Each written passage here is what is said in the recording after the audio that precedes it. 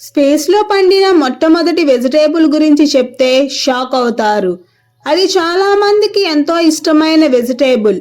అదే Norland red potato. 1995లో NASA మరియు Wisconsin university కలిసి ఒక ప్రయోగం చేశారు. స్పేస్లో సాయిల్ లేదు, గ్రావిటీ లేదు, రేడియేషన్ ఎక్కువ. అందుకే వారు సాయిల్ బదులు స్పెషల్ న్యూట్రియంట్ సొల్యూషన్ని వాడారు. ఈ విధానంతో రెడ్ పొటాటో అంతరిక్షంలో మొలకెత్తి పెరిగింది. ఈ ప్రయోగం ఫ్యూచర్కి చాలా ముఖ్యమైనది. భవిష్యత్తులో ఆస్ట్రోనాట్స్ కాలనీస్ ఏర్పరిస్తే అక్కడే ఫ్రెష్ వెజిటేబుల్స్ పండించుకోవచ్చు. ఫుడ్ కోసం భూమి మీద ఆధారపడాల్సిన అవసరం తగ్గిపోతుంది. మట్టిలో పండే పొటాటో స్పేస్లో కూడా పండుతుందని మీరు ఊహించారా?